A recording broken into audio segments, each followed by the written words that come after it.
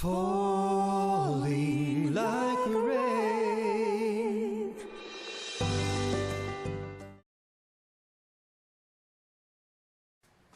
I call this understanding Paul, but it's really more like approaching Paul. What should you do? And we'll talk about that. But let me see. Coming back over here quite a bit. Grab some stuff. Okay.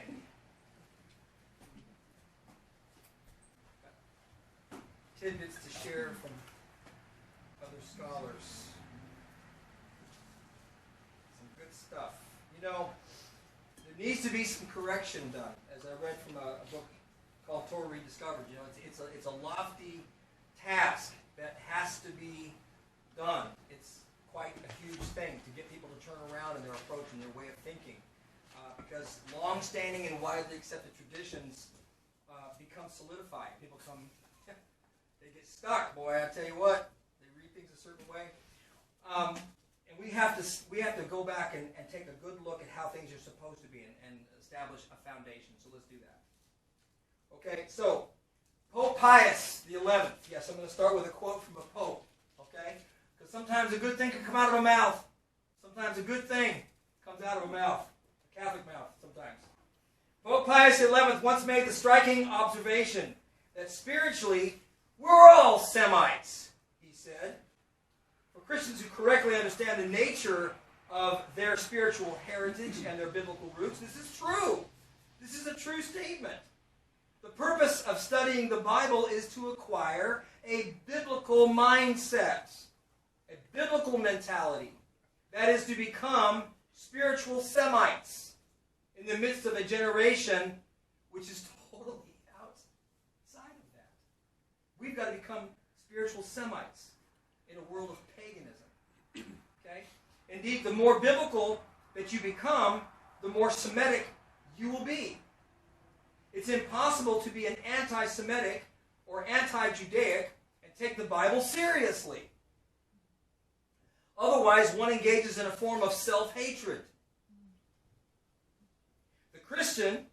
For the Christian, the Old and the New Testaments are simply divisions of the same book. That's how you need to see it. Though scholars are not agreed about the etymology of the name Abraham, the name seems to mean father of many or father of multitudes. So think about that for a minute. The one who's the father of the Jewish people, his name really means father of many, father of nations, father of the Goyim, if you will, the nations. Amazing. In the book of Genesis, God stresses the destiny associated with Abraham's name by stating, I have made you a father of many nations. I will make you very fruitful. I will make nations of you, and kings will come from you. Genesis 17, verses 5 and 6. The Hebrew word here translated nations is goyim, which can also be translated as Gentiles. Here's an indication that God's covenant sphere would be enlarged. That's the big picture. He intended to bring in the nations. That non-Jews would one day name Abraham their father. It's exactly what Paul says. Abraham, our father. Paul says that Abraham's spiritual family includes those who share the faith of Abraham, for he is the father of all who believe. Romans 4:11. And Paul further stresses the importance of Abraham's faith. He says Abraham believed God, and it was credited to him as righteousness. Romans 4:3. The thrust of Paul's argument is that there is no new way of joining God's family now. Okay? God didn't create some brand new way of going about it. Okay? It's always been this way. People in the New Testament age must come into a right relationship with God in the very same way that people did during Old Testament times. Thus, salvation, whether for Abraham or for the Gentile community at Rome in Paul's day, was not by human attainment. It's only by faith. The same thing Abraham had. Spiritually melded into Israel, the church was built into a Hebraic foundation of Jewish apostles and prophets, with a Jewish Messiah as its chief cornerstone. Okay, this whole thing is Jewish at its roots, and that's the way we need to see it. There is a common belief in today's church that Judaism, whether in Paul's day or in our modern day, teaches that salvation is by works of the law, whereas Christianity is a religion of grace. So let me clear that up for you, because that's not really true. Such an understanding of Judaism is in reality far more a caricature or a misrepresentation than the real truth. Indeed, as one Christian scholar explains, to the extent that we propagate this view in our preaching and our teaching, we are guilty of bearing false witness. Paul emphasizes that the true sign of belonging to the seed of Abraham is not physical but spiritual. He tells us that in Romans chapter 2, verses 28 and 29.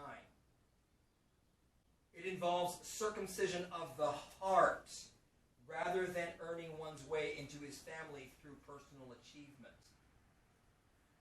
That's what the Judaizers were about. Putting the cart before the horse. They came and told him, you got it wrong. You got to go through this process first. And by your works you'll be saved. That's not true. This teaching of Paul is nothing new, however. Moses and the prophets taught the very same thing. Let me give you some spots you can look at. Deuteronomy 10, verse 6. Jeremiah 4, verse 4. Jeremiah and Moses taught the very same thing. Likewise, Paul says, for it is by grace that you've been saved through faith, and this not from yourselves. It's a gift from God, not by works, so that nobody can boast. Ephesians chapter 2, verses 8 and 9. Furthermore, he saved us not because of righteous things that we have done, but because of his mercy, he told Titus in chapter 3, verse 5. Okay? So, the common teaching of first century Judaism, although one might not always get this impression by reading certain sections of Paul's letters, because they need to learn how to read his letters, was that election and ultimately salvation are considered to be God's mercy rather than some human achievement. Okay? A Jewish scholar by the name of Pinchas Lapid, a scholar of the New Testament, studied, and he said this: the rabbis had never considered the Torah as a way of salvation to God. He says, we Jews regard salvation as God's exclusive prerogative. It's a gift. So we Jews are the advocates of pure grace. He concludes by stressing that all masters of the Talmud teach that salvation could be attained only through God's gracious love. Historically, it is true Judaism has not placed the same emphasis on faith that Christianity has. But it's important for today's Christian community to understand, however, that Judaism does not teach that participation in the world to come is achieved by works.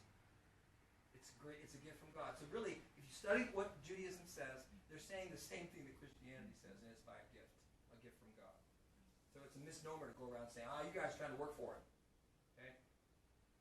Some may be trying to work for it, but that's not what Judaism teaches. That's the point. The New Testament uses a large set of theological terms to describe the new relationship of Gentiles who have been grafted into Abraham's spiritual family. Most Christians today tend to consider themselves Gentiles, but there's a problem with that. Scriptures often make a sharp dichotomy or a distinction between those of the faith of Israel and the nations.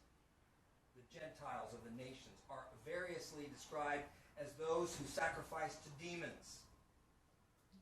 Paul talks about that in 1 Corinthians 10. And those who worship idols, and those of pagan sexual ethic.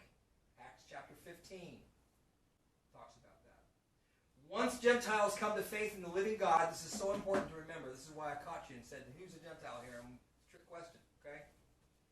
Once Gentiles come to faith in the God of Israel, they no longer stand on the side of those whose lives revolve around heathen, idolatrous practices. Proselyte baptism was a graphic reminder of this fact. When you got baptized, when you got mikvahed as a Jew, you were coming into the family of Israel.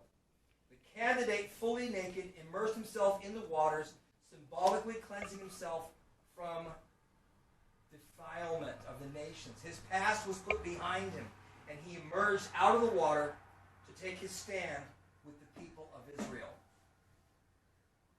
Now, it is to be recognized that the New Testament often retains the historical or popular term Gentile, and it's maybe a little confusing, but it's done only, really it's better to say non-Jew, okay? But Paul does use that term, speaking about the nations. But he also says you were one time Gentiles in the flesh, okay, to the Ephesians. All right? Its common or popular method of reference may be due primarily to the writer's need to communicate effectively with the audience that he has. Thus, the writer likely refrained from introducing and making exclusive use of some new terminology. Okay? Whether of Jewish or pagan background, New Testament believers are relatively positively to the Old Testament community of faith. As emphasized above, they are the spiritual children of Abraham.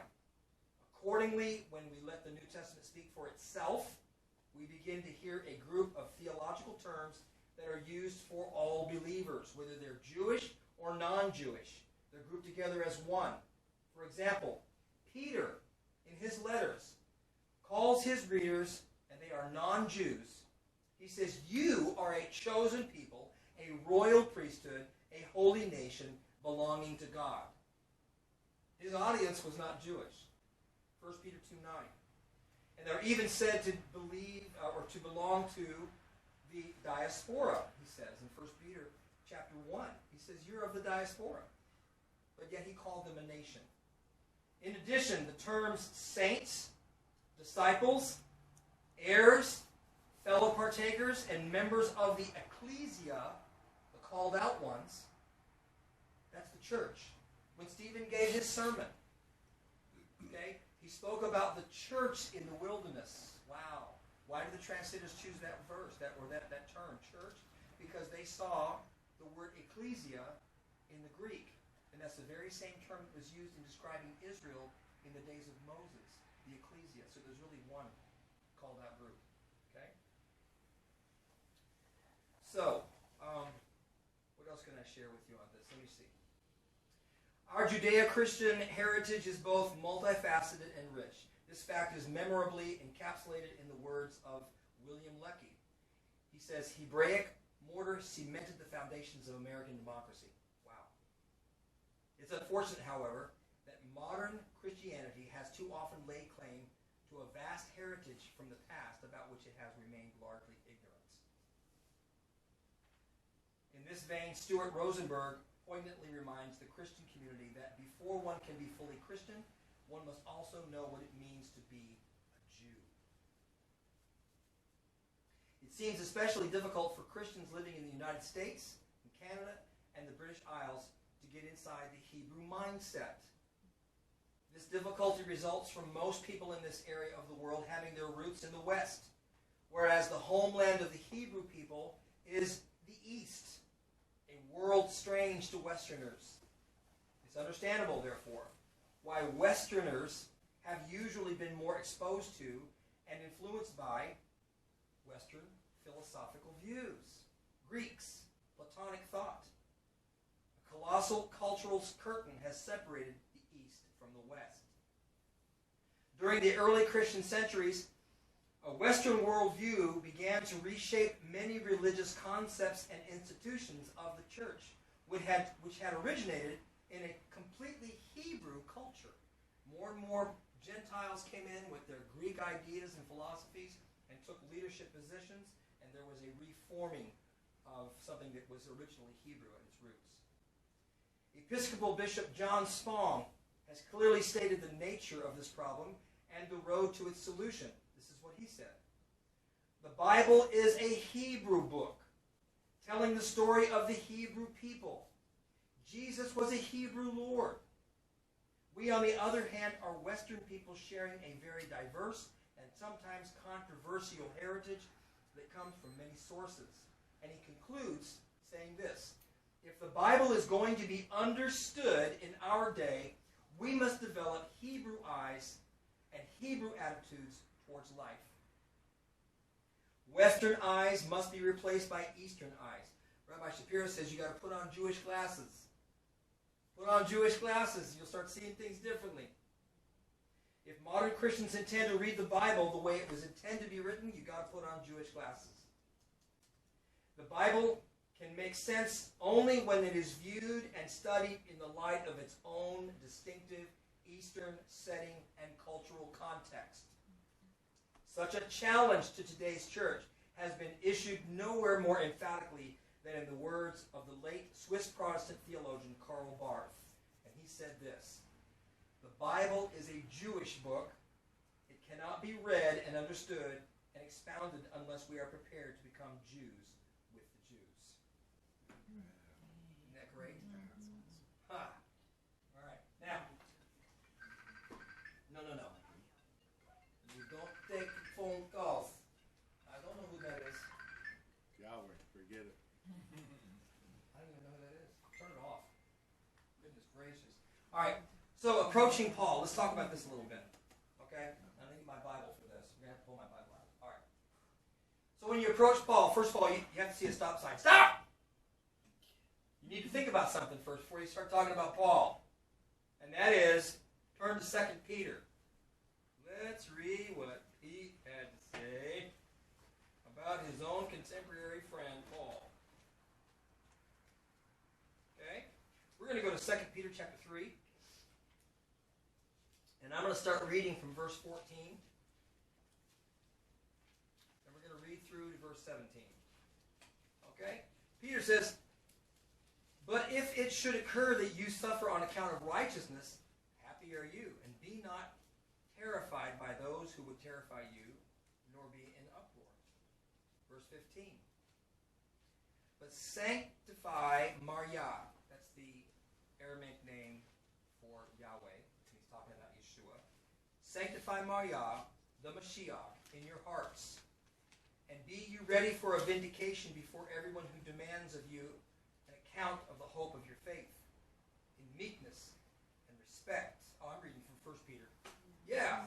Why didn't you tell me that while I kept reading? It was good. Somebody Good. stop me! Somebody stop me! It's still good. All right, let's go back here. 2 Peter. Sorry. Should have taken that phone call. Where was I? Maybe that phone call was going to tell me, hey, make sure you get the right book. All right. 2 Peter 3, verse 14. "Therefore, my beloved, as you expect these things, strive that you may be found by him in peace, without spot and without blemish, and account the long-suffering of Maria to be redemption, as also our beloved brother Paul, according to the wisdom conferred on him, wrote to you, as also in all his letters, speaking in them of these things in which there is something difficult to be understood." Okay? Peter says, and he's a contemporary, and says, sometimes Paul's hard to understand. "And which they who are ignorant and unstable pervert." Who are the ones that are perverting Paul? Those who are ignorant and unstable. Wow. "As they do also the rest of Scriptures, to their own destruction." He goes on, verse 17. "You therefore, my beloved, as you know these things beforehand, guard yourselves, or else by going after the error of the Torah-less, you fall from your steadfastness." Okay? So we need to guard ourselves against the idea that we hear today, the common things that we hear about Paul, that he was undoing things, that he was starting a brand new religion, that he was speaking against the Torah of God. He said enough to say in his own letters, God forbid. Okay? I also want you to pay attention, and we're going to make sure I get the right letter this time. 1 Timothy. We're going to go to 1 Timothy. I want you to see this too. Okay? Go to 1 Timothy.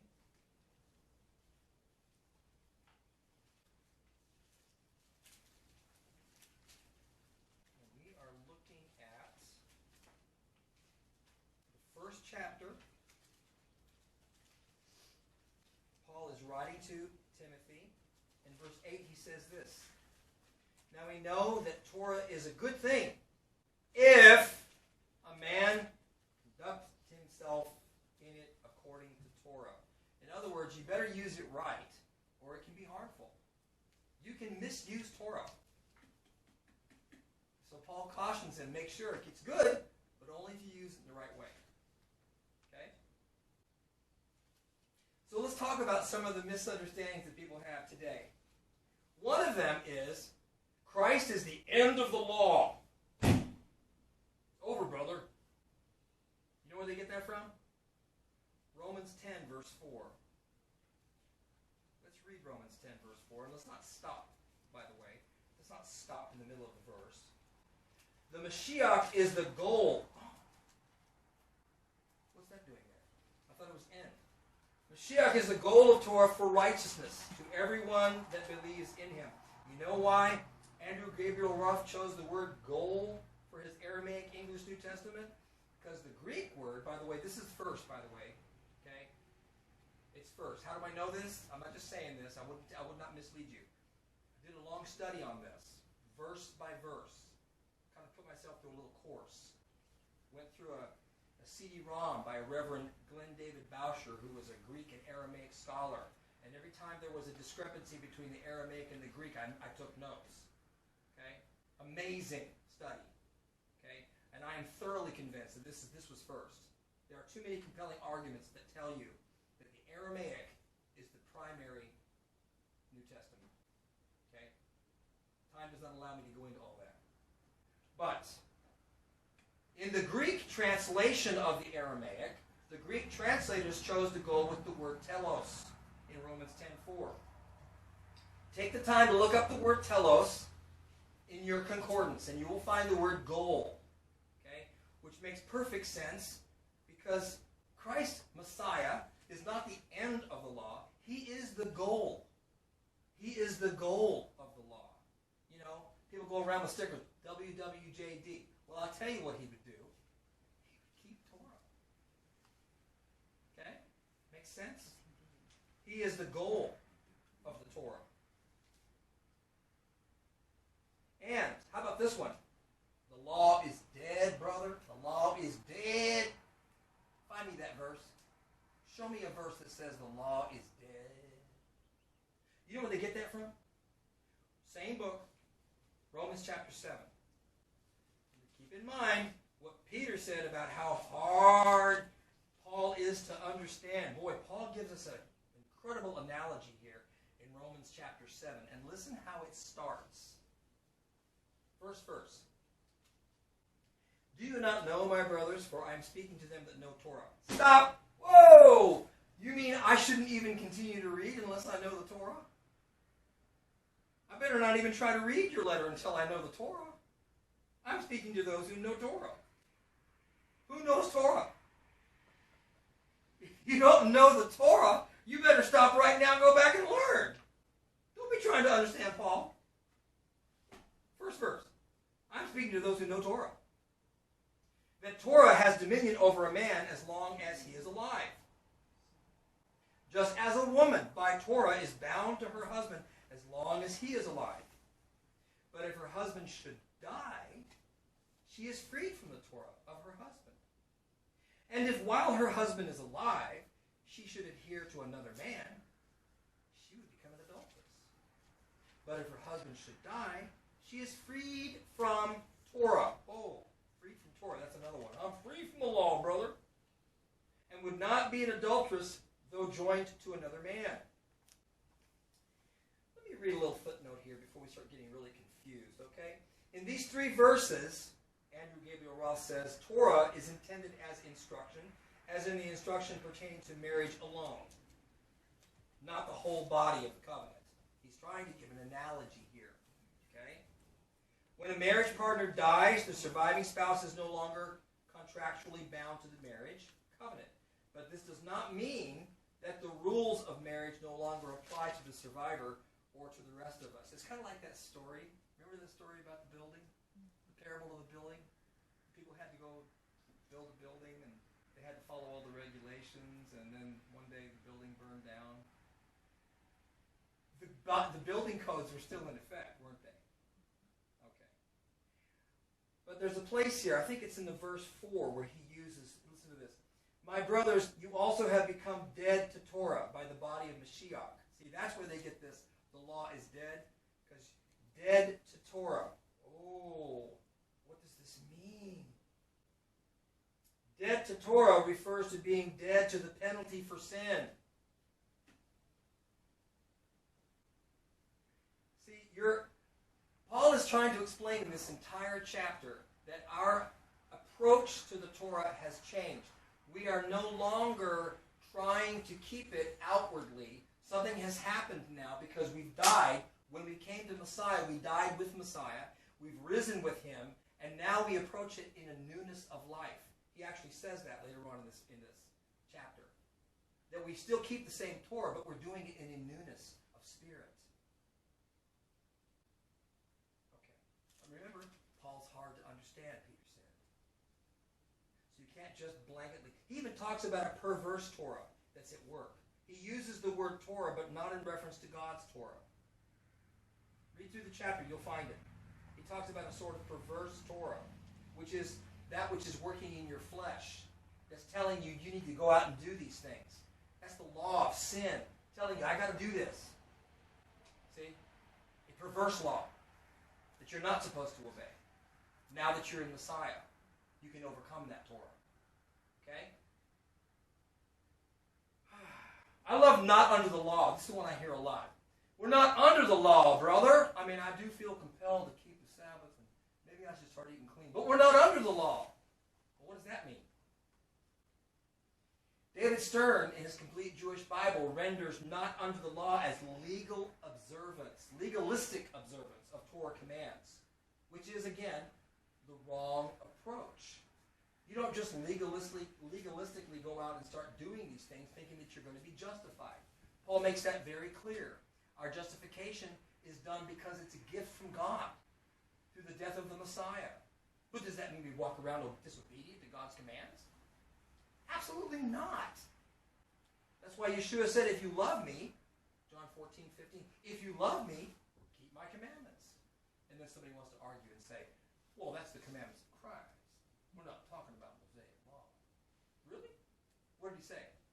Love God with your whole heart, soul, mind, and strength. That's Deuteronomy 6, verse 5. That's Mosaic law. And then how about love your neighbor as yourself? That's Leviticus 19:18. Again, Mosaic law. So what are you talking about?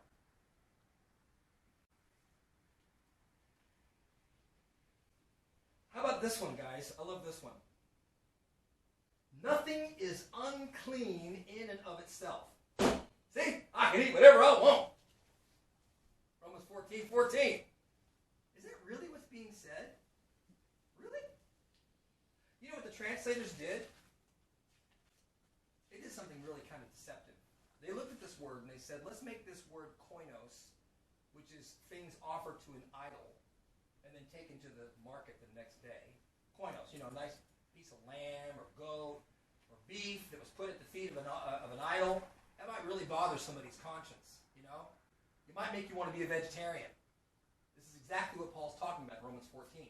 Some people want to be vegetarians because they're living among Greeks, they're living among Romans, and they're offering all this meat to idols, and then you go to the store and, I don't want to buy that. You offered that to the feet of Zeus yesterday.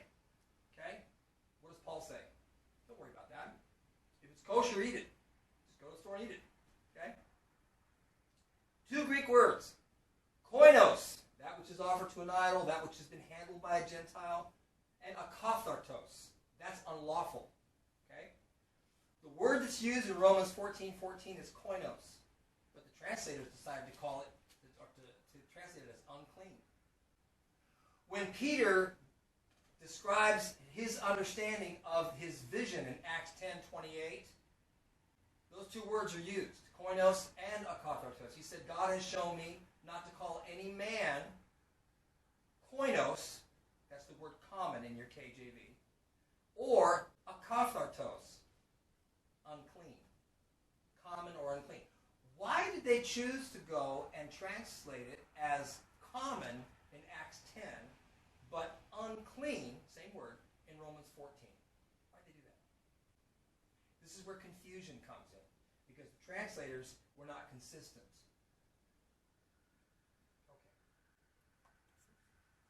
So, I've heard people say one new man. They're talking about, well, we know we're not Jew, we're not Gentile. We're one new man. They do all this mess, okay? Yes, we are one new man. What is he talking about? Let's go to Ephesians chapter 2 and look at this. What is Paul talking about when he says one new man? Go to this. Ephesians chapter 2. Let me start with verse 10. We are his creation who are created in Yeshua the Mashiach for good works, which Elohim has before prepared for us to walk in. Wherefore be mindful that you formerly were carnal Gentiles, and you were called the uncircumcision by that which is called the circumcision, and which is the work of the hands in the flesh. And you were at that time without the Mashiach, and were aliens from the regulations of Israel, and strangers to the covenant of the promise, and were without hope and without Elohim in the world. But now, by Yeshua the Mashiach, you who were before far off have been brought near by the blood of the Mashiach. He is himself our peace, who has made the two become one, and has demolished the wall which stood in the midst, and the enmity by his flesh.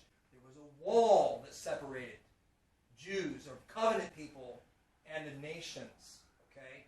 And Jews were really ethnically about this. They were like, if you're not Jewish, I can't come to your home.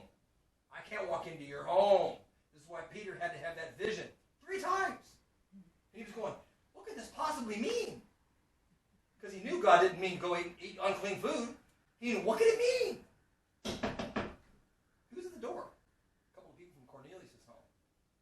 They want you to come with them. Oh, okay. I just had a vision 3 times. I bet you that's what God's trying to tell me. That it's okay for me to break this man-made rule. I'm going to go with them to this Gentile's home. God's plan was to make all the nations come into the commonwealth of Israel. To bring us near, bring everyone near into the Messiah, Jew and Gentile alike. One new man. But you're brought into the commonwealth of Israel, which we just talked about, right? Okay. Now, that's Romans 11, by the way, if you want to look at the olive tree shares the one root, which is Mashiach. The one root is Mashiach. And the wild branches are grafted in. Some have been broken off. Some of those natural branches are broken off. But don't get cocky. Because if he can graft you in from a wild tree, he can certainly graft in the natural branch again, if they believe. Okay? Paul talked about all that. We're supposed to be one people worshiping in spirit and truth. Remember, Yeshua told the woman, the Samaritan, you don't know what you worship. But the day is coming when people from everywhere are going to worship in spirit and in truth. It doesn't matter if you're Jewish or not. He took the time to speak to that Samaritan woman and went to Samaria to tell them the message of salvation. Those mixed pagan culture people, okay, to make them one with his sheepfold.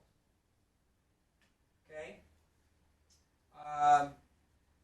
Let's talk a little bit about Yeshua's words. We're going to come and close with this. Remember the word fulfilled. I love this one because people like to do this all the time. Well, Jesus fulfilled that. You remember that guy in the movie? Was it The Princess Bride? I always like to make reference to that. I don't think that word means what you think it means. Okay? It can't possibly mean what you think it means. You know why? First of all, it's 2 different words.